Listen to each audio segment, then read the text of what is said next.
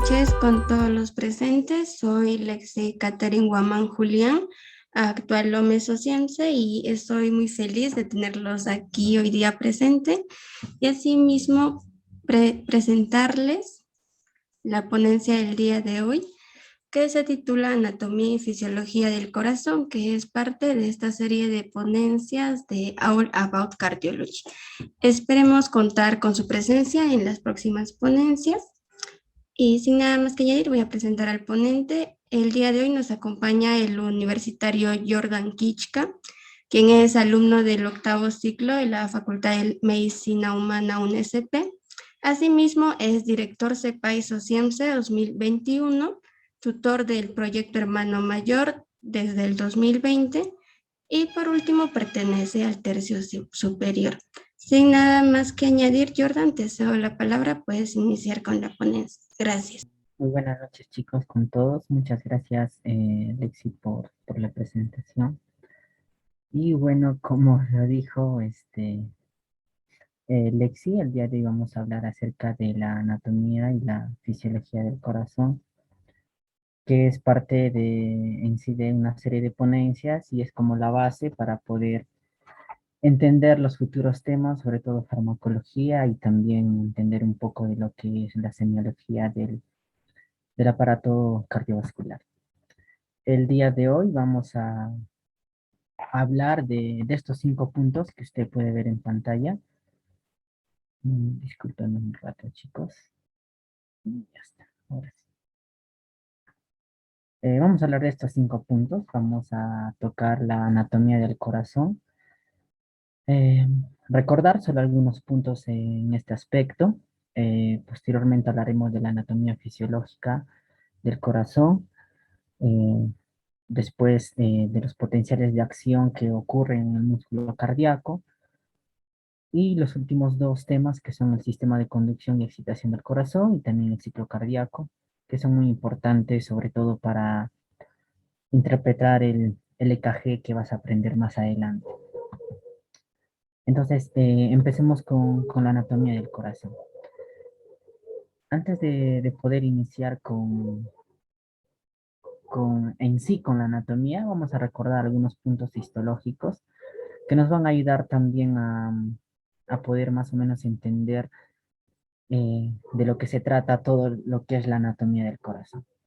Desde el punto de vista histológico, el corazón va a tener tres capas, ¿no? Como ya lo habrás visto anteriormente. El primero va a ser el endocardio. Posteriormente tenemos una capa más gruesa, claro, desde lo más interno hacia el exterior, ¿no? Es un punto de vista desde lo más interno hacia el exterior. Primero estaría el endocardio, lo que ves de amarillito. Estoy tratando de dibujarlo. Después tenemos al miocardio y por último tenemos al, al pericardio, ¿no? Que en sí se va a componer de dos capas, ¿no? Y ahorita lo voy a explicar. Entonces lo de amarillo vendría a ser el endocardio, lo de rojo vendría a ser el miocardio y la parte más externa es el pericardio. El pericardio en sí se va a dividir en un pericardio seroso, ¿no? Aquí le voy a poner ese de seroso.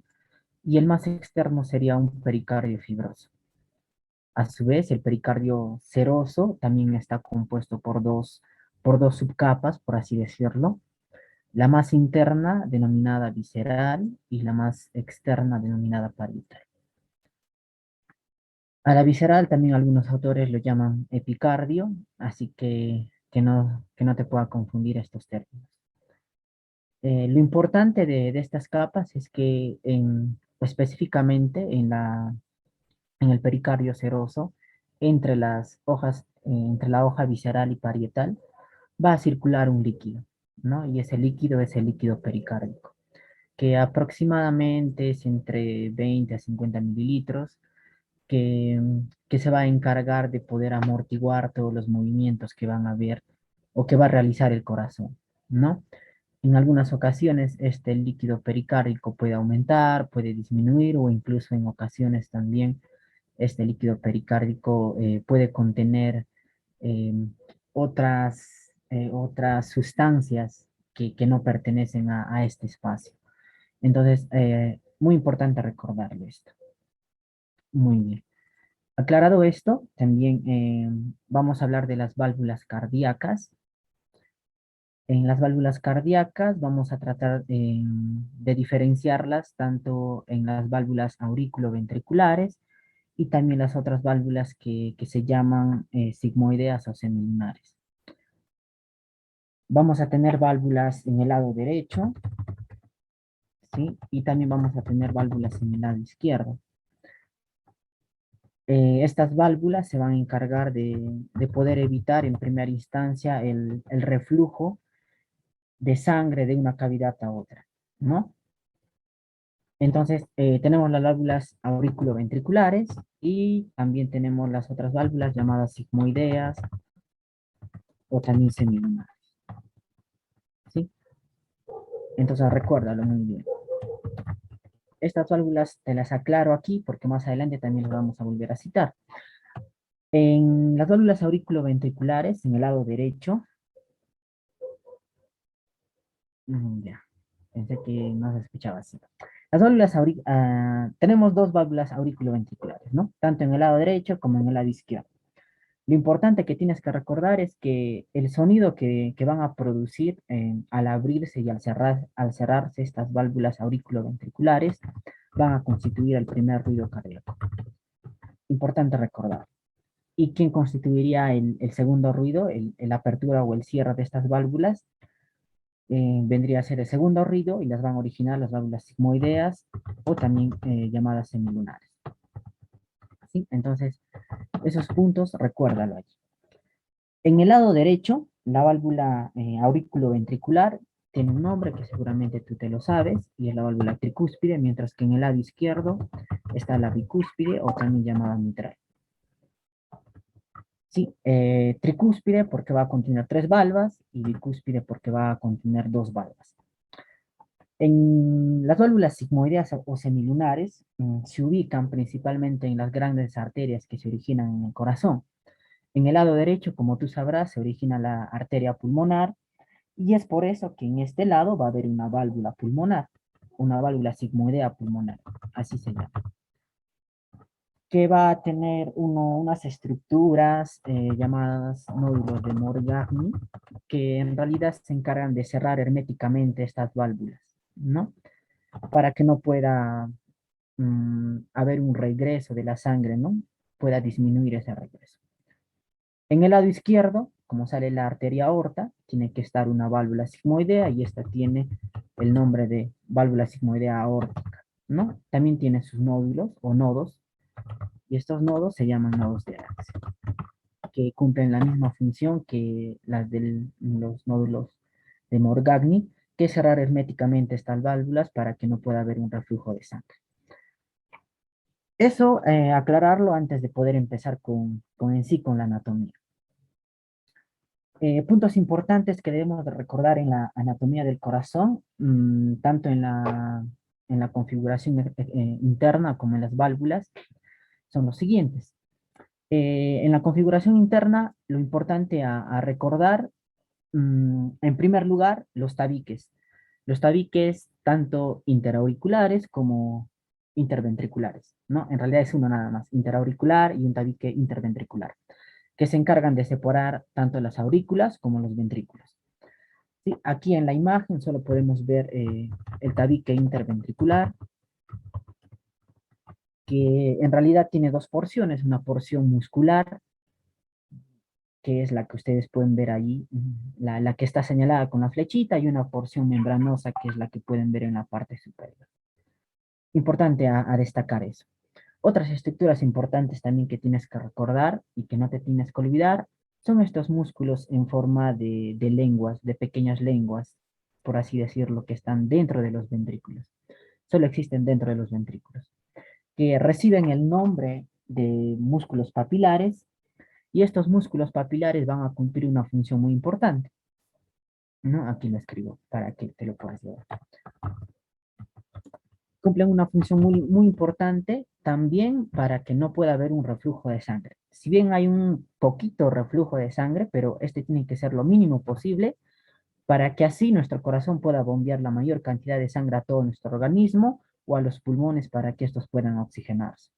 Entonces los músculos papilares se van a encargar de poder tensar estas válvulas auriculoventriculares, tanto la tricúspide como la bicúspide, para que éstas puedan abrirse totalmente, como también puedan cerrarse totalmente.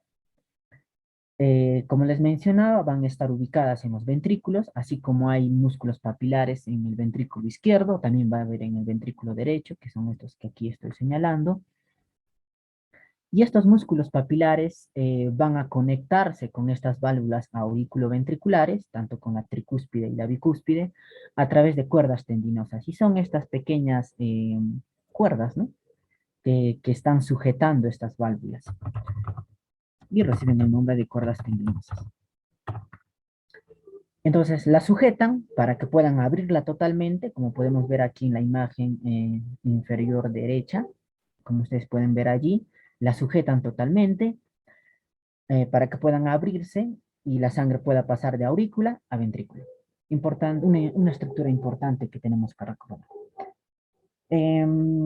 Eso sería lo más importante que podríamos recordar, más allá de poder identificar otras estructuras, como por ejemplo aquí la arteria aorta, como también por aquí la vena cava superior, o las venas pulmonares que están regresando de los pulmones cargados de oxígeno, ¿no?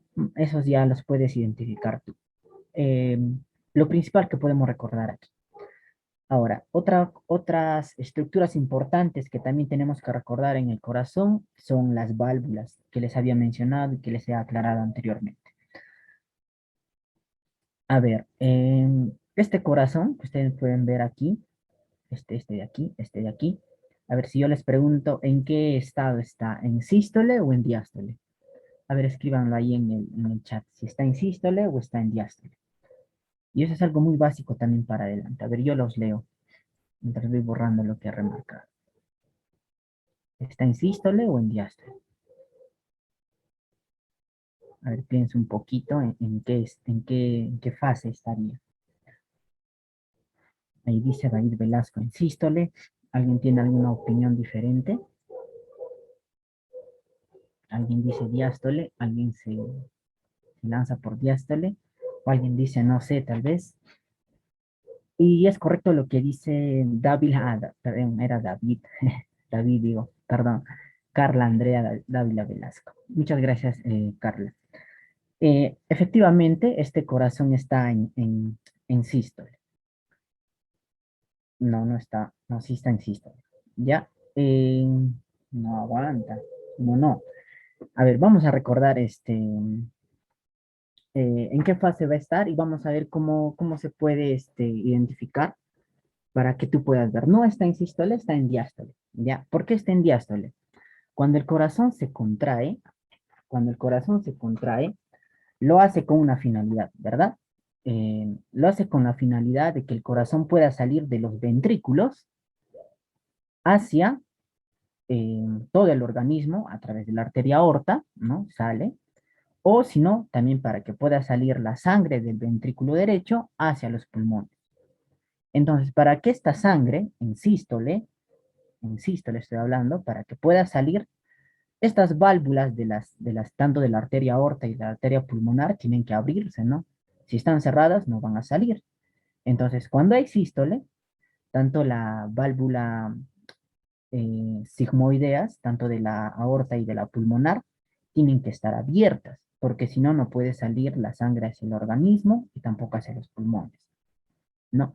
Entonces, bajo ese razonamiento, este corazón que ustedes ven aquí, no estaría en sístole, ¿no? Estaría en diástole. ¿Por qué estaría en diástole? Porque en diástole se llenan los ventrículos. Y para que se llenen los ventrículos, las válvulas auriculoventriculares tienen que estar abiertas, ¿no? Para que pase la sangre de aurícula a ventrículo, porque se está llenando, ¿no? Entonces, eso también tienes que recordarlo. Entonces, de aquí lo que te puedes llevar de esta imagen, primero, en sístole, ya aquí lo voy a escribir, en sístole, ¿qué válvulas tienen que estar abiertas? Ya aquí lo voy a poner así, abiertas, tienen que estar abiertas las válvulas sigmoideas. ¿Por qué tienen que estar abiertas? Porque tiene que salir la sangre hacia el organismo o los pulmones. Y en diástole, estas válvulas sigmoideas tienen que estar cerradas. ¿Y quiénes tienen que estar abiertas? Tienen que estar abiertas las válvulas auriculoventriculares. ¿Sí? Esto recuérdalo mucho porque te va a servir para ciclo cardíaco. ¿Ya? Muy importante. Muy bien.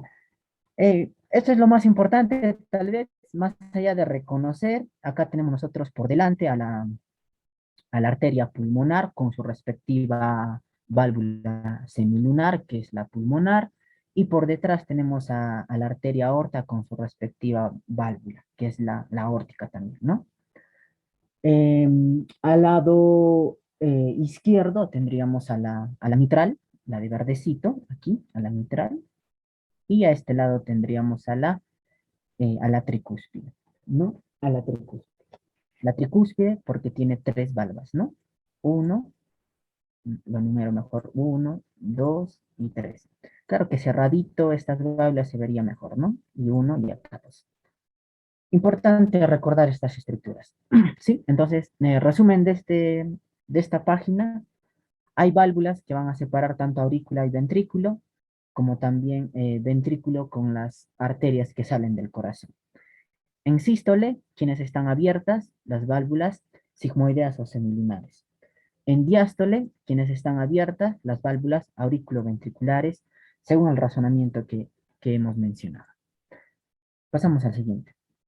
Otro dato también que tienes que recordar y que es muy importante en el corazón es la irrigación del corazón. ¿Por qué es muy importante recordar la irrigación del corazón? Porque te va a ayudar más o menos a identificar algunas estructuras que se han infartado, ¿no?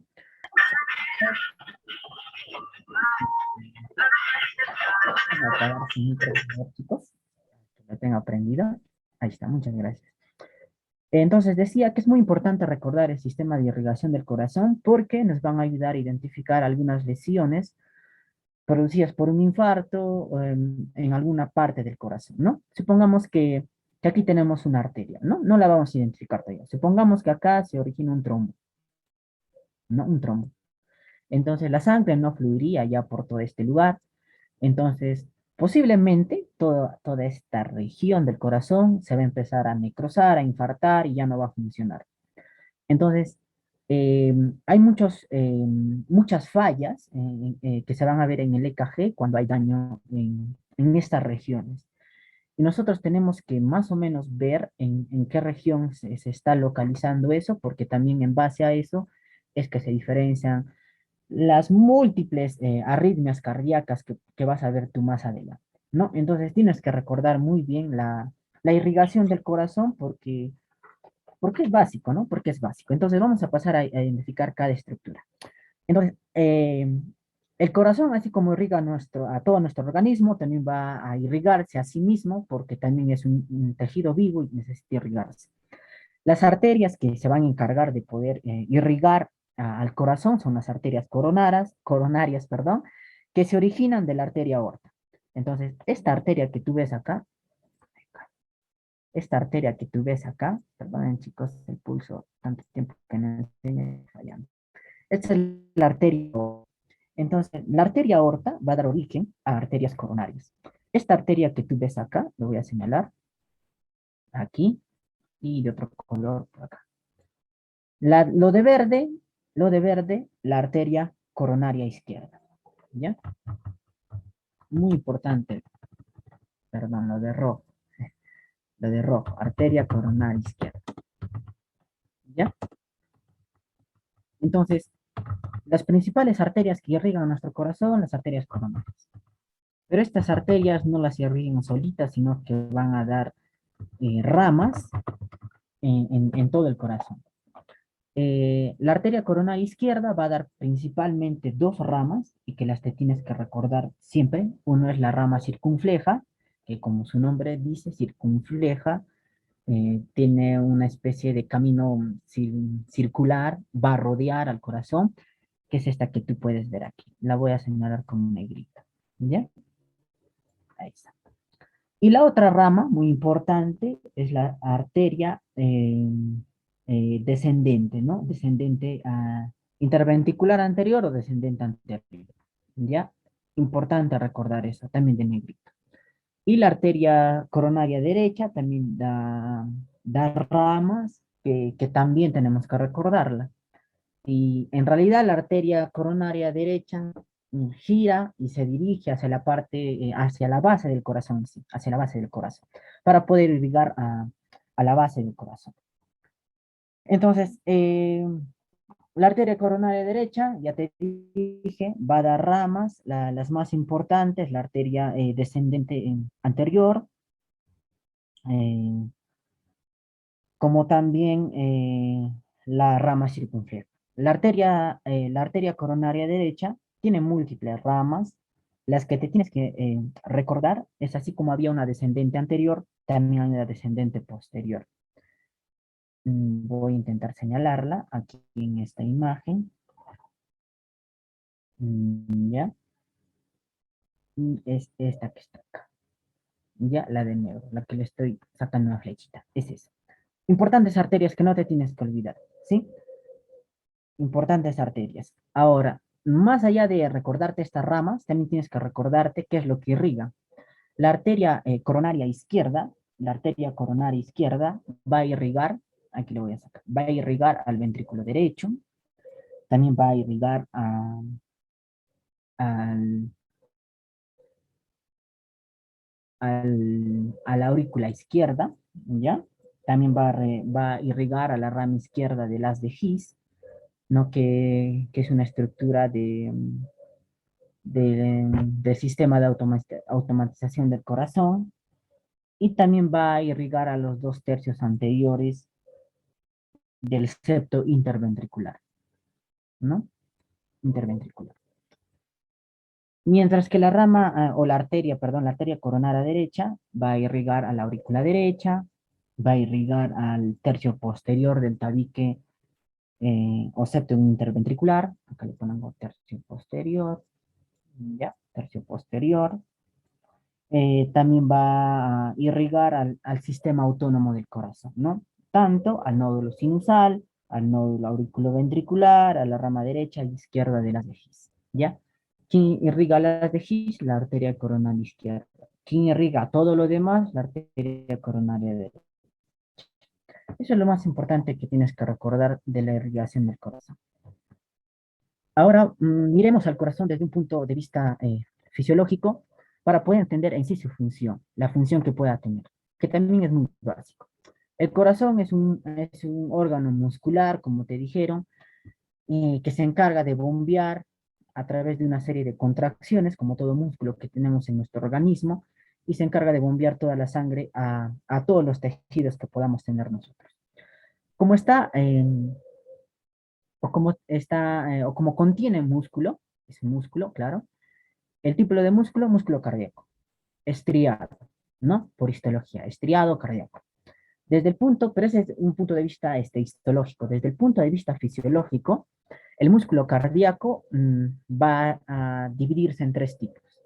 Un músculo cardíaco auricular, un músculo cardíaco ventricular y un músculo cardíaco modificado que en realidad es todo el sistema de conducción del corazón, ¿no? Que genera su propio potencial para que así puedan las demás poder contraerse. El músculo cardíaco auricular presente en las aurículas y el ventricular presente en los ventrículos. Punto. Es de tipo estriado, ya lo dijimos, contiene miofibrias típicas, ya lo dijimos. Y esto es muy importante, este término, que es un sinsitio. El músculo cardíaco es un sinsitio, ¿por qué? Porque todo el corazón es como si fuera una sola célula. Es decir, que si una célula, no sé, de la aurícula se va a contraer, también lo tiene que hacer del ventrículo. Pero seguro ya te estás preguntando, te estás diciendo, pero en mi corazón primero se contraen las células de la aurícula y después se contraen en las células de mi ventrículo. Esto se debe, ¿por qué? Porque hay otro tipo de célula que son estas que pertenecen aquí al músculo cardíaco modificado. Y vamos a ver más adelante por qué primero se contraen las aurículas y después los ventrículos. Pero recuerda que el músculo cardíaco es un sinsitio, es como si fuera una célula muy grandota, ¿ya? Y esta célula grandota está compuesta por celulitas, ¿no? Y estas celulitas se tienen que comunicar a través de discos intercalares, que cumplen dos funciones en sí. Van a separar las células, y la otra que ya les había mencionado, que van a comunicar unas células con otras. porque para que una célula se contraiga y la otra diga, mi compañerito se está contrayendo, yo también tengo que hacerlo, tiene que haber una serie de comunicaciones entre estas células y así pueden contraerse todo en sí. ¿Ya? Eso es muy importante. Ahora, el potencial de acción, que lo has visto, si no lo has visto en fisiología, lo vamos a representar ahí más adelante, pero recuerda que hay una gran diferencia entre el potencial de acción que hay en el músculo esquelético como el que hay el potencial de acción en el músculo cardíaco. Músculo esquelético, aquel músculo que está ¿cómo lo puedo decir? Alrededor de nuestros huesos, ¿no? Tu bíceps, tu tríceps, tu cuadrado femoral y todos los músculos que has visto en la anatomía. ¿Sí? Son muy diferentes los potenciales de acción que se van a originar en el músculo esquelético como en el músculo cardíaco. ¿Qué diferencias tienen? Primero, el potencial de acción que se origina en el músculo esquelético está producido por la apertura de muchos canales rápidos de sodio, que va a permitir el ingreso de canales de sodio hacia el interior de la célula para que ésta pueda cambiar su carga y así pueda despolarizarse. Está producido por esto. Asimismo, el potencial de acción en el músculo esquelético, su fin, o sea, el paso final, o sea, por el cual se genera un potencial, es para que pueda contraerse. Pero este proceso contráctil está llevado a cabo principalmente por los iones de calcio. Estos iones de calcio se van a liberar de una estructura de la célula, ¿no? Que es el retículo sarcoplasmático en el caso del músculo esquelético. ¿Qué pasa en el músculo cardíaco? Que el potencial de acción está producido también por canales rápidos de sodio, al igual que en el músculo esquelético, pero además de estos, también hay unos canales de calcio de tipo L, que también van a originar este potencial de acción. El proceso contráctil también está a cargo de los iones de calcio, pero estos iones de calcio no se liberan del retículo sarcoplasmático, sino que vienen del extracelular e ingresan a la célula para que pueda originarse este proceso contráctil. Asimismo, la permeabilidad que va a tener las células del músculo esquelético y del músculo cardíaco son diferentes, ya que en el músculo cardíaco la permeabilidad de la membrana celular al potasio va a disminuir hasta 5 veces. Eso quiere decir que el potasio va a tener mayor dificultad para poder salir de la célula. Ahora, asimismo, en el potencial de acción en el músculo cardíaco, los canales de calcio y de sodio van a tender a cerrarse y cuando estos se cierran, la permeabilidad del potasio, que de por sí era menor a la del músculo esquelético, va a empezar a aumentar, ¿no? Entonces, todo en el músculo cardíaco en sí es el flujo de iones que va a surgir tanto del interior hacia el exterior. No sé cómo estoy con Ya está, muy bien, chicos. Ahora sí vamos a hablar de la fisiología en sí. Y eso es lo más importante. También es importante lo que les mencioné anteriormente, pero aquí ponme mucha atención porque es muy básico para muchas otras cosas. Ya, a ver, empecemos. Vamos a meter aquí. Ya está. Entonces, los potenciales de acción que van a estar presentes en el corazón tienen una serie de, una serie de procesos, ¿no? Todo es de manera ordenada, todo es de manera secuencial y todo tiene que repetirse una y otra vez para que tu corazón no deje de latir. El potencial de acción en el músculo cardíaco va a pasar por tres procesos, así de manera resumida. Uno es cuando el músculo cardíaco está en un estado de reposo o no excitado, no tiene ningún flujo, ningún cambio de carga en sí, esa es la palabra, ningún cambio de carga. Y el otro estado es un estado de despolarización, una fase de despolarización en la que la célula cardíaca va a perder su carga, ¿no? Para que pueda originar así una contracción. Y el tercer estado es la de repolarización, ¿no? En la que va a recuperar la carga que tenía inicialmente. Entonces, son estos tres pasos. Un estado de reposo no excitado, se despolariza y después se tiene que repolarizar, tiene que volver a su estado inicial. Ahora, De por sí, si no lo has estudiado anteriormente, en fisiología todas nuestras células tienen una determinada carga y esta carga es negativa. En la mayoría, por no decir casi en todas, la carga que va a tener la célula en el interior es una carga negativa. Como puedes ver aquí en esta imagen que puse acá, en el intracelular la carga es negativa. ¿Cuánto es esta carga? Aproximadamente es menos 90 milivoltios en la mayoría de nuestras células. La literatura menciona que en el corazón hay una pequeña diferencia, ya que en el corazón o en las células cardíacas es de menos 85 milivoltios. Esto lo leí en un libro de fisiología del Gaita, ¿ya? Si te dicen otra carga, no te hagas peleas, ¿ya? No me odies porque te da un dato mal, sino depende de la literatura. Entonces va a haber un estado de reposo que va a tener una carga negativa y esta carga negativa es de menos 90 milivoltios. ¿Cómo se origina esta carga? Pues se origina por el constante flujo de iones que va a haber tanto desde el intra hacia el extra como desde el extra hasta el intracelular, hacia el intracelular, ¿ya? Entonces, hay una serie de mecanismos que van a originar esta diferencia de cargas, ¿no? Para que en el extracelular sea positivo y para que en el intracelular sea negativo.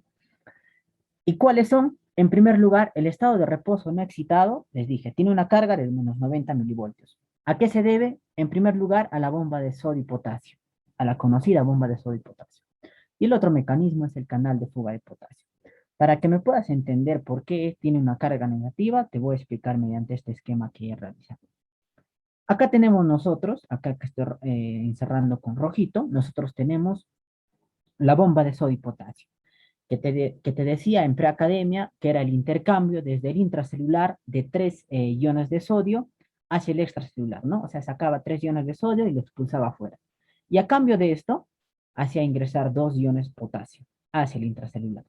Como tú puedes ver, acá hay una deficiencia de iones positivos, ¿no? Porque estás sacando 3 y estás metiendo solo 2. Entonces, estarías perdiendo un ion positivo. Por eso, adentro hay una carga negativa. ¿Cuál es el otro mecanismo por el cual también aporta a que en el interior pueda haber una carga negativa? Al canal de fuga de potasio. Esto por difusión simple. Como tú sabrás, el ion más importante o más abundante en el intracelular es el potasio. Y o sea, hay más poquito en el extracelular. Entonces, por medio de una difusión pasiva, ¿no? Desde mayor concentración a menor concentración, el potasio va a tender a salir. Y el potasio, a través de este canal de fuga, va a tender a salir. Entonces, estamos perdiendo más iones positivos. Y por eso al interior se carga negativamente. ¿Ya? Se debe principalmente a esos dos mecanismos por el cual al interior hay una carga negativa. Aclarado esto, eh, este es nuestro estado de reposo, ¿no? En un inicio, nuestra membranita es así, ¿no? En el interior tenemos una carga negativa y en el exterior una carga positiva. El interior aproximadamente menos 85, ya te dije, ¿no? Menos 85 milivoltios. Entonces, para que esto pueda despolarizarse, para que pueda pasar al siguiente estado, tiene que cambiar esta carga. Y esta carga de lo que era negativo tiene que convertirse en positivo. Entonces, de lo que era menos 85, tiene que aumentar hasta menos 70, 0, más 10, más 20. Aproximadamente llega hasta más 20 milivoltios. O sea, al interior de tu célula tiene que cambiar esta carga de negativo a positivo. Aproximadamente va desde menos 85, cambia desde menos 85 hasta más 20 milivoltios. ¿Ya? No puede escribir, chicos. Ya hasta más 20 milivoltios. ¿Ya? Recuerda. Entonces, vamos a recurrir a esta imagen que he puesto aquí abajo. Tenemos nuestro potencial de membrana en reposo. ¿Cuánto es? Les dije, menos 85 milivoltios. Tenemos menos 85 milivoltios. Entonces, nuestra membrana va a hacerse permeable a múltiples, no a múltiples iones, en realidad solo al sodio, al potasio y al calcio, ¿ya? Esos 3 iones tienes que recordarte. Van a ingresar o van a salir, y ese cambio de ingreso y de salida de intercambio de iones van a ocasionar que la carga negativa pueda empezar a tornarse positiva. Es por eso que esta imagen tiende a elevarse. ¿Por qué? Porque acá está negativo y más acá, si hubiéramos puesto algo que pueda medir, aquí estaría más 20 milivoltios. ¿Ya? Entonces, Hay un intercambio de iones, ¿no? Tal vez está ingresando, más adelante vamos a ver, tal vez están ingresando más potasio, tal vez están saliendo más sodios, está entrando calcio, etcétera, y cambia la energía negativa hacia una energía positiva, ¿no? Más 20 milivoltios. Este proceso, todo este proceso, ¿cómo se llama? Despolarización, porque la membrana está perdiendo su carga. ¿Y cuál es el proceso de repolarización? Pues el proceso para recuperar esta carga que tenía y es todo lo que tú ves acá, lo que estoy tratando de encerrar de verde, ¿ya? Entonces, lo de rojo, lo que encerrado de rojo es el proceso de despolarización y lo que está de verde es el proceso de repolarización, ¿ya? Esto es muy importante porque eh, estos potenciales que te he explicado, este potencial específico, va a ocurrir tanto en las aurículas y tanto en los ventrículos. Y estos potenciales se ven reflejados en el EKG, ¿no? Que más adelante te va a hacer un dolor de cabeza tal vez entenderlo, pero muy importante que lo recuerdes desde aquí. Entonces tú sabrás que primero se contraen nuestras aurículas y después nuestros ventrículos. Y acá tú puedes ver, en las aurículas hay un potencial de acción que se ha originado, que ha ocasionado que se pueda contraer nuestras aurículas y esto se refleja en el EKG. Hay un potencial de acción en los ventrículos y esto no se refleja en el EKG. O sea, ¿qué es lo que interpreta el EKG? El cambio de voltaje que va a haber en tu célula cardíaca, ¿no? Y es ordenado, como tú puedes ver. Primero las aurículas, después los ventrículos. Y algo que te puedas llevar, algo adicional que te puedas llevar aquí, es que en el EKG van a haber ondas, van a haber complejos, van a haber segmentos, etcétera, que lo vas a ver más adelante, ¿ya? Lo más importante que te tienes que recordar, la onda P. Siempre te van a pedir en un EKG identificar esta onda P porque te va a decir si tu corazón está en ritmo sinusal o no, ¿ya? Solo recuerde eso, no trates de entenderlo más allá, ¿sí? Entonces, la onda P es una de las estructuras que tienes que reconocer en un EKG. El otro es el complejo QRS, el otro es la onda T. Eso es los tres principales que tienes que recordar. ¿Por qué? Porque la onda P en el EKG representa a la despolarización de las aurículas. O sea, en esta ondita que estás viendo tú, hay un cambio de voltaje en tu célula cardíaca de la aurícula. O sea, aquí empieza la despolarización. Se está despolarizando, como puedes ver, he hecho tratar de hacer una intersección, ¿no? Ya, entonces, aquí se despolariza. En el complejo QRS, ¿qué va a ocasionarse? La despolarización de los ventrículos. Se despolariza tus ventrículos para que puedan contraerse. Y en la onda T, se van a repolarizar tus ventrículos, en realidad desde el segmento ST, ¿ya? Se van a repolarizar tus ventrículos. Ahora, seguro ya te estás preguntando y te estás diciendo, ¿y dónde está la repolarización de las aurículas? ¿Dónde está la repolarización? Porque acá hay despolarización de las aurículas, pero no hay repolarización. La repolarización de las aurículas están dentro de la despolarización de los ventrículos. O sea, la energía que ha captado este eh, ecocardiógrafo también ha captado la repolarización, pero como la energía de despolarización del ventrículo es mayor a la de la repolarización de los ventrículos, está inmersa en esta y por eso no se grafica en el EKG. ¿Sí? Eso es lo más importante que tienes que llevar de esta diapositiva. Entonces, ya te he explicado en qué consiste o cómo se origina el potencial de acción y ahora vamos a ver qué es lo que sucede en cada proceso.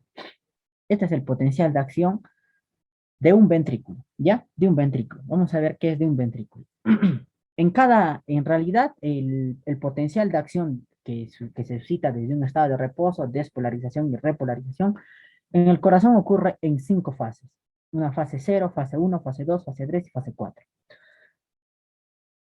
Importante aquí el flujo y el intercambio de iones que tú te tienes que recordar y que este flujo e intercambio de iones va a ocasionar el cambio de carga para que pueda despolarizarse o pueda repolarizarse. Entonces, aquí habíamos escrito en la diapositiva anterior que era un estado de reposo, ¿no? Que en la que tu célula cardíaca tenía un voltaje de menos 85 milivoltios. En la fase cero, que aquí tú puedes ver que se está elevando, ¿no? Se está elevando, acá tú puedes ver un cambio súbito de la carga. ¿Qué va a suceder ahí? Se van a aperturar conductos rápidos de sodio. ¿no? Teníamos a un inicio, aquí como puedes ver, carga negativa al interior. Lo que va a hacer tu célula cardíaca es abrir estos conductos rápidos de sodio para que iones positivos, perdón, puedan fluir desde el exterior hacia el interior. Y de esa manera van a alcanzar un umbral de despolarización, ¿no? Entonces el sodio empieza a ingresar desde menos 85 milivoltios, empieza a aumentar menos 70, menos 60, que es el umbral de despolarización. Cuando llega este umbral de despolarización, que es esta línea entrecortada que está graficada aquí, el cambio de carga es súbitamente, por eso aquí lo grafican como una línea recta, ¿sí? Y va a cambiar la carga desde menos 85 hasta más 20. Ingresa todo el sodio que sea posible en esta fase y llega hasta una carga de más 20, como ya les había dicho. Llega hasta esa carga de más 20. Y esto va a representar el complejo QRS en el EKG. ¿Qué te dije que era el complejo QRS? Era la despolarización del ventrículo. ¿Sí? Es la despolarización del ventrículo. Listo. Entonces, aquí estaba se despolarizó nuestra célula cardíaca, ya llegó a más 20 milivoltios, y ahora tiene que pasar otra fase, que es la fase 1, que es la repolarización inicial. En esta repolarización inicial, como su nombre dice, la célula va a recuperar su carga. Ya se volvió positivo, entonces dice, me tengo que volver negativo otra vez, ya no quiero ser positivo. Lo que va a hacer, como se había aperturado los conductos rápidos de sodio para cambiar la carga, ¿qué dice la célula? Ya, pues lo cierro para recuperar mi carga, lo cierra. ¿Qué más va a hacer? Además de eso, para que pueda repolarizarse rápidamente, por así decirlo, va a permitir la salida de iones potasio. O sea, cierra los iones potasios, impide que ingrese carga positiva y además de eso dice, voy a sacar más carga positiva de mi interior. Aquí como puedes ver la imagen, está sacando potasio. Y como quiere recuperar su carga negativa, ¿qué dice? Ah, pues hago entrar cloro, ¿no? Y abre los canales de cloro para que puedan ingresar. Esa es la repolarización inicial. Después de una repolarización inicial ocurre una fase 2 o llamada de meseta. Esta fase 2 es muy importante, muy preguntada en todos los exámenes. No solo es importante porque es preguntado, sino también por la importancia fisiológica que tiene esta fase 2. En esta fase 2, lo que ocurre es la entrada de iones de calcio. Hay una repolarización inicial. Como tú puedes ver aquí, la repolarización no es súbita, ¿no? Se repolariza inicialmente y después se calma. Lo hace lentamente. Ese proceso de hacerlo lentamente se debe a la entrada de iones de calcio por conductos lentos de calcio. Entonces, en esta fase de meseta ingresan los iones de calcio, se van a cerrar parcialmente los canales de potasio que se habían abierto en la repolarización inicial porque queremos que ingrese la mayor cantidad de calcio. ¿Para qué queremos que ingrese calcio? Y eso les dije anteriormente. La gran diferencia entre el potencial de acción en el músculo esquelético y el músculo cardíaco es que en el músculo cardíaco el calcio no proviene del retículo sarcoplasmático, sino proviene del exterior. Entonces, ¿para qué queremos esta fase de meseta? Para que ingrese la mayor cantidad de calcio desde el extracelular hacia el intracelular. ¿Y para qué queremos calcio? Para que se pueda contraer nuestro músculo. Muy importante. ¿Ya? Ingresa calcio, contribuye a la meseta, es por eso que hay una pausa de la repolarización y en esta fase ocurre el proceso contráctil y además de eso, la contracción de nuestro corazón es más prolongada, ¿no? Porque no tiene que ser nuestra contracción rápida, porque tiene que bombear gran cantidad de sangre a todo nuestro organismo y por eso la contracción tiene que ser más prolongada. Y va a coincidir con el segmento ST del EKG. Continuamos. Una vez que ha sucedido la fase de meseta, ocurre la fase 3, llamada repolarización rápida. Aquí el cambio de carga sí ya es de manera súbita, como tú puedes ver. Aquí ya no necesitamos que ingresen los canales de calcio y por ende se tienen que cerrar. ¿Y quiénes se van a abrir? Los canales lentos de potasio, pero no para que ingresen, sino para que salgan, porque necesitamos expulsar la mayor cantidad de iones positivos hacia el exterior para recuperar la carga negativa. Entonces se abren los canales lentos de potasio para que salgan estos canales hacia el exterior. Cesa la entrada de calcio, ya lo dije, cesa también la entrada de sodio, no tiene por qué ingresar sodio porque queremos recuperar nuestra carga negativa. Asimismo, la membrana aumenta su permeabilidad al potasio. Yo les dije que la membrana celular de la célula cardíaca era menos permeable al potasio. En esta fase aumenta la permeabilidad, es decir, permite la salida de manera más rápida de los iones potasios. Y va a coincidir con la onda T de lecaje. Después de la repolarización rápida, llega la fase 4. La fase 4 corresponde al estado de reposo que tenía en un inicio nuestra célula cardíaca. Y esta fase de reposo tiene que estar guiada por dos mecanismos que les había mencionado. La bomba de sodio y potasio para poder mantener este potencial de membrana en reposo. Si no, no se podría mantener. Y esta fase 4 va a corresponder a la diástole, o sea, está relajándose tu músculo. Todo lo que ha sucedido aquí, todo lo que estoy encerrando, es la sístole, todo es el proceso de la sístole. Desde que va a empezar, desde el más mínimo movimiento que va a hacer tu ventrículo para poder contraerse, todo eso es sístole. La fase 4 solo corresponde a la diástole. Continuemos, chicos. Ahora, para que me puedas entender y no te pueda confundir con esto.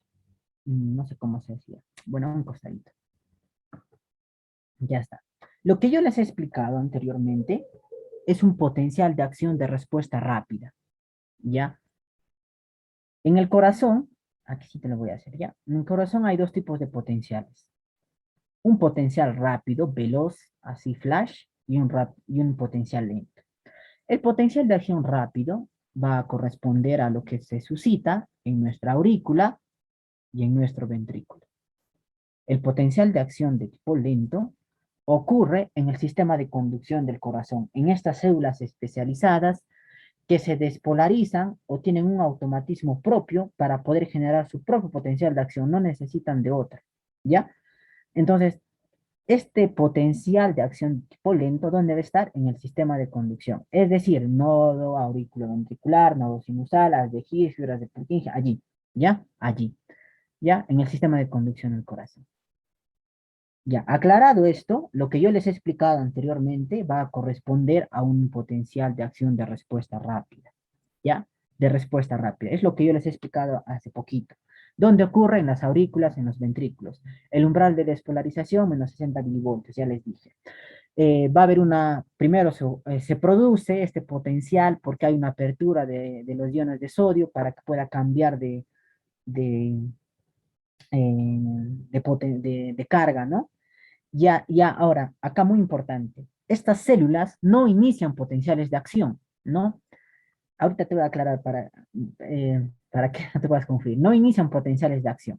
El potencial de reposo es constante, como tú puedes ver, es una línea, llega al potencial de menos 85 y va a continuar hasta que pueda despolarizarse nuevamente. Es una despolarización rápida, súbita, como tú puedes ver aquí en la línea, y lo otro ya un poco menos importante. Uy, ¿qué hice? ¿Qué hice? Ahora, ¿qué pasa en los potenciales de respuesta lenta?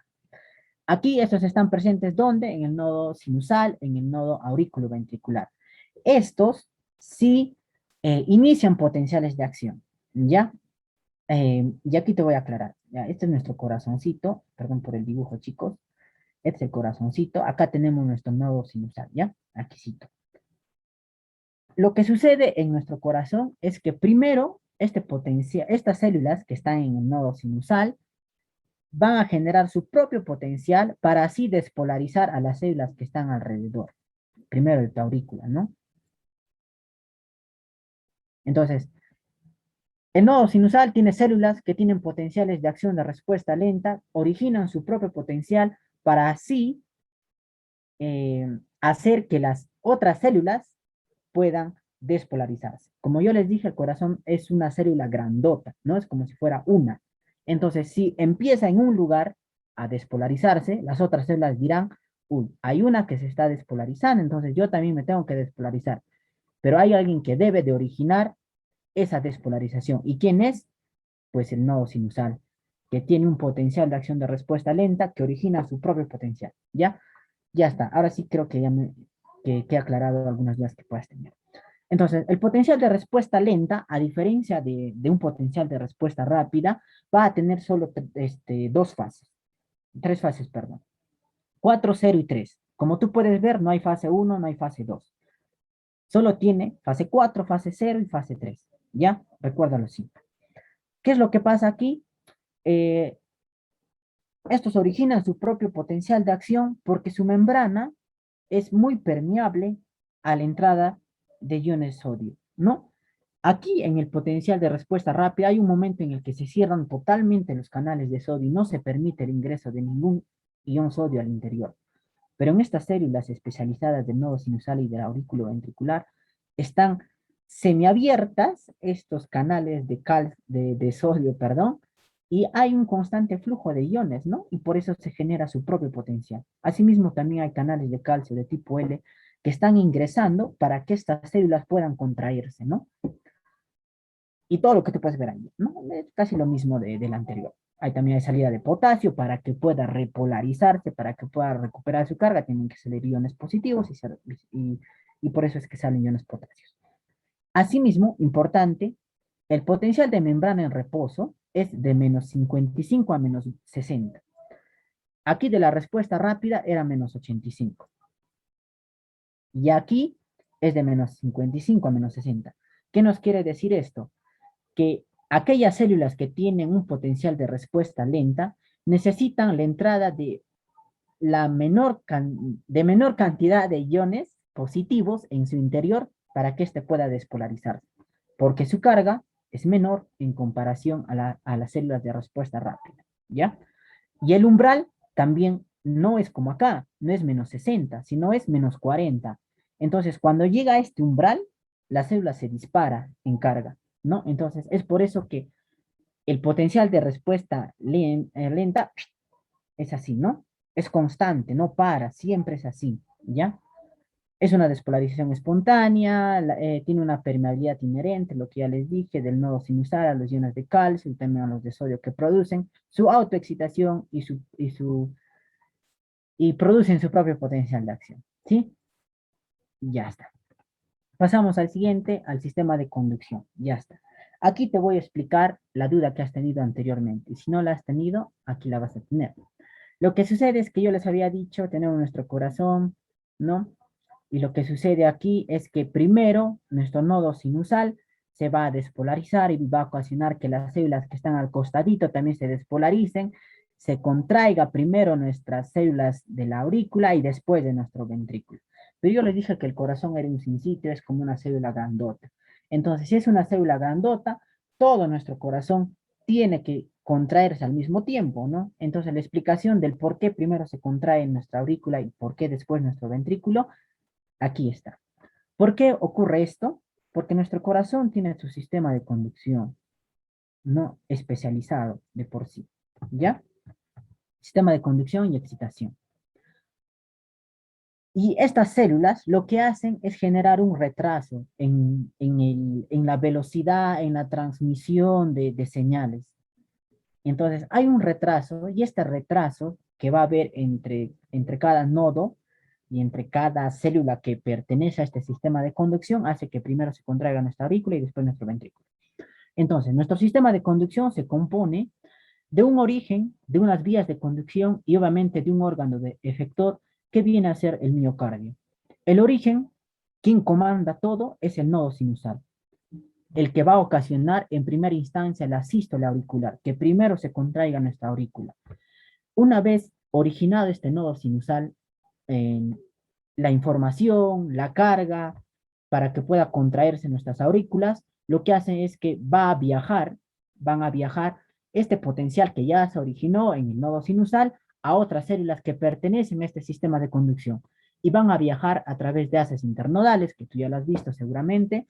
También va a llegar al nodo auriculoventricular, posteriormente a las de His, a la rama derecha, rama izquierda y a las fibras de Purkinje para que éstas puedan ocasionar posteriormente una sístole ventricular, que es el fin de este sistema de conducción. ¿Sí? Entonces, ten en cuenta esto. Ahora, yo les dije que para que primero ocurra esto, no porque la información, la velocidad de cambio de voltaje es rápida, es veloz, ¿no? Pero ¿qué es lo que pasa? Nuestro corazón es tan sabio que dice, Bueno, para que yo le dé tiempo, para que mi aurícula primero se contraiga, ¿no? Y después para que si mi aurícula se relaje, mientras mi ventrículo se contraiga, el corazón dice, yo voy a generar retrasos, ¿no? Y a través de estos retrasos fisiológicos, voy a hacer que primero, o mientras esté viajando la información, mientras pase todo este retraso, primero ocurra mi sístole auricular, se pueda ocurrir una diástole auricular y después recién se pueda contraer mi ventrículo, ¿no? Eso dice el corazón. Entonces, ¿qué pasa? Todo empieza en el nodo sinusal, la información va a viajar y en ese proceso de llegar al nodo auriculoventricular hay un retraso ya. O sea, ¿dónde? En los haces internodales. Hay un retraso de 0,3 segundos, ¿no? Se retrasa la información, se retrasa el voltaje, se retrasa el flujo de iones que pueda haber entre la comunicación de estas células. Se retrasa para que primero pueda contraerse nuestras aurículas. Se retrasa. Llega al nodo auriculoventricular, también hay otro retraso, y este sí te van a preguntar en tu examen, el retraso fisiológico del nodo auriculoventricular, 0,09 segundos, muy importante. Hay otros retrasos en el haz de His, y también las fibras, en la rama derecha, rama izquierda del haz de His y las fibras de Purkinje, que son estas que te he señalado acá. En total, la sumatoria de todos los retrasos corresponde a 0,19 segundos. Es decir, que lo que se demoraría normalmente si no hubiera estos retrasos, supongamos que desde el nodo sinusal para que llegue a las fibras de Purkinje la información o todo el flujo de iones lo puede hacer en 0,0001 segundo, ahora hay un retraso de 0,19, ¿no? Hay un retraso de eso. Y por eso nuestra aurícula se contrae primero, después nuestro ventrículo. Yo les dije que todo lo que comandaba nuestro sistema de conducción era el nodo sinusal. Cuando nuestro nodo sinusal está a cargo, cuando es el jefe, el más, nuestra frecuencia cardíaca es de 60 a 100 latidos por minuto. Ya es de 60 a 100. Por eso en el EKG tú tienes que fijarte en primera instancia si tu corazón está en ritmo sinusal. Si la frecuencia está entre este intervalo. Si no está entre este intervalo, quiere decir que tu nodo sinusal está fallando, está mal. ¿Qué pasa si falla tu nodo sinusal? Toma el mando el otro jefe. ¿Quién es el otro jefe? El nodo auriculoventricular. Y en aquí se va a formar el famoso ritmo nodal y la frecuencia cardíaca obviamente tiene que disminuir porque ya no es fisiológico y lo hace de 40 a 60 latidos por minuto. Si este falla, se dice que el que va a tomar a cargo son las fibras de Purkinje, pero lo va a hacer a una menor frecuencia cardíaca, a 15, entre 15 y 40 latidos por minuto. Entonces, cuando tu corazón, cuando tu paciente viene infartado, con un daño en el corazón, tú tienes todo el tiempo posible para que tú puedas salvar el nodo sinusal, el nodo auriculoventricular, porque si llega a la esfera de Purkinje, pues ya tu corazón va a estar ya un paso a otro mundo, ¿no? Entonces, ten en cuenta esto. En tu EKG, fijarte si está en ritmo sinusal. Vayamos a la última parte, ya antes de cansar los chicos. El ciclo cardíaco, que es lo último. El ciclo cardíaco es el conjunto de fenómenos cardíacos que se van a originar en nuestro corazón desde el comienzo de un latido cardíaco hasta el comienzo del otro latido cardíaco. ¿Ya? Y este ciclo cardíaco, como su nombre lo dice, ciclo, va a repetirse una y otra vez, una y otra vez. Este ciclo cardíaco se debe principalmente a los cambios de presión y volumen que van a ocurrir dentro de tu aurícula y dentro de tu ventrículo, ¿sí? Entonces, estos cambios de presión y de volumen van a estar guiados por cambios eléctricos, por cambios mecánicos, por cambios de presión, por cambios de flujo, por cambios de volumen que puedan ocurrir dentro de tu aurículo o dentro de tu ventrículo. Les mencioné esto al inicio, tanto del primer y segundo ruido cardíaco. Ya no hay que recordarlo tanto. Entonces, vamos en sí con el ciclo cardíaco. El ciclo cardíaco, tú puedes empezar de donde quieras. Yo te recomiendo empezar por la sístole auricular. Porque es un ciclo, ¿no? Tú puedes empezar de donde quieras. Si quieres, empiezas desde el periodo de eyección o contracción isovolumétrica. Entonces, vamos a tomar como referencia el ventrículo izquierdo, ¿ya? Tomamos como referencia el ventrículo izquierdo. Y para esto, primero, para que nuestro ventrículo se pueda llenar, ¿no? Tiene que haber antes de eso, por eso mira, hay un llenado ventricular. Para que nuestro ventrículo se llene, antes de eso, ¿qué tiene que haber? Una sístole auricular. Entonces vamos a partir desde allí. En la sístole auricular, ¿qué está pasando? Tu aurícula se está contrayendo. ¿Qué es lo que se tiene que abrir las válvulas auriculoventriculares para que la sangre pueda fluir de aurícula a ventrículo. Porque si está cerrada, no va a fluir. Y hay muchas patologías que estas válvulas están fallando, ¿no?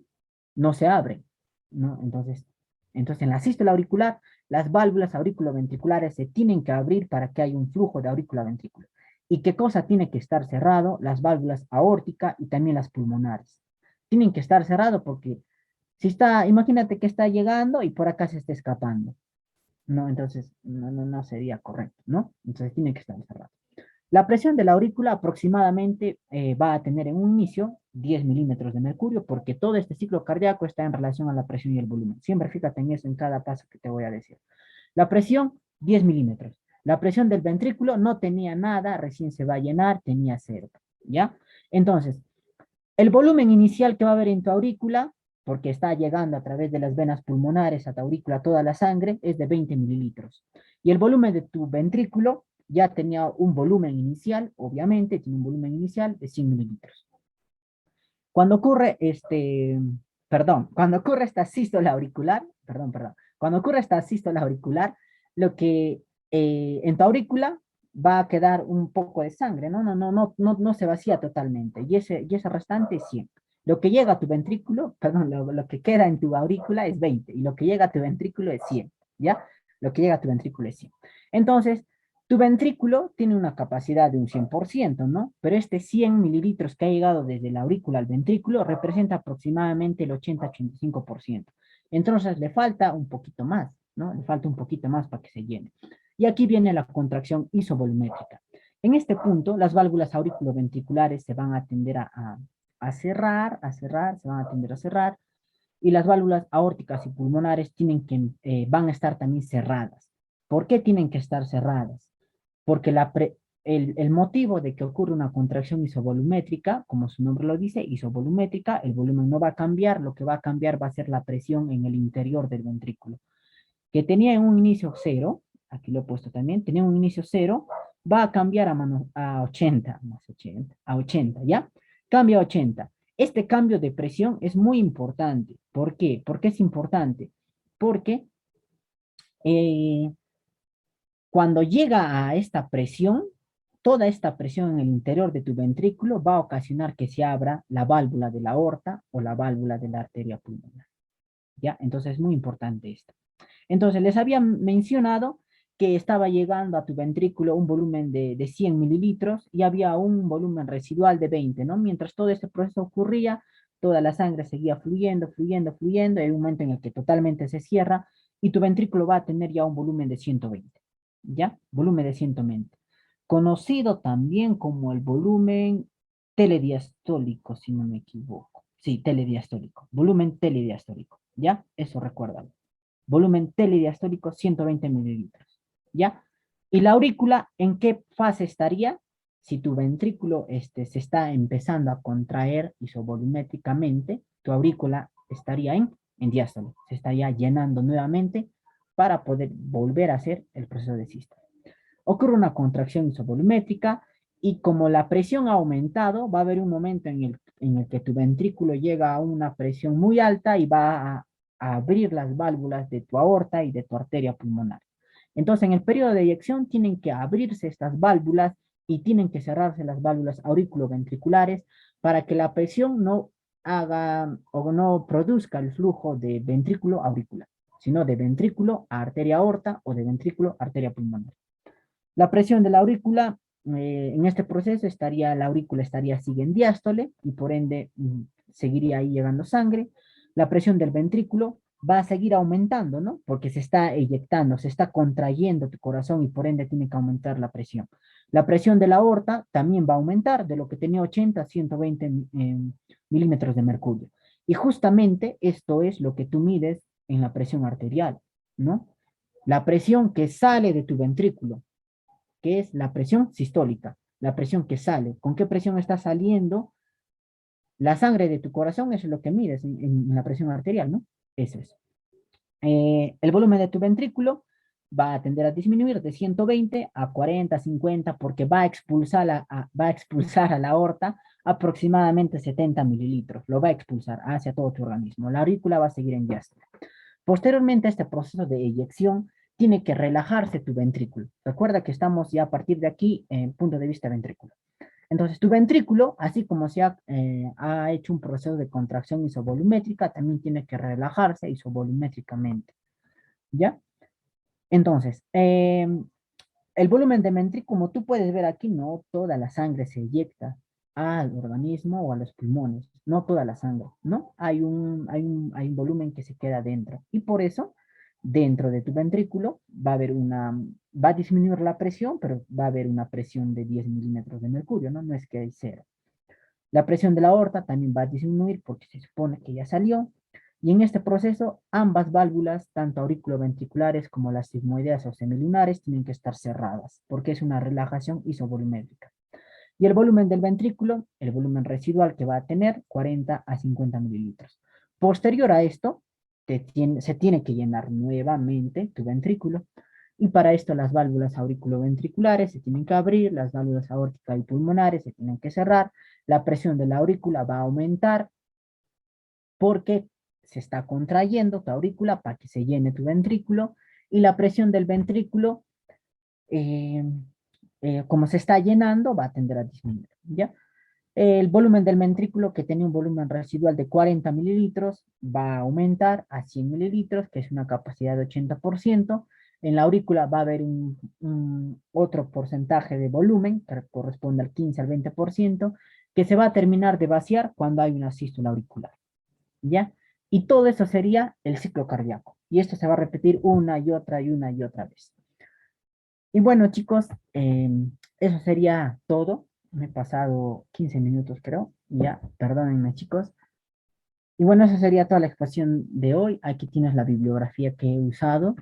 Y aquí también las páginas para que puedas seguir a CPA y a SCOME, que hacen un excelente trabajo en sí para poder educar a los estudiantes de medicina.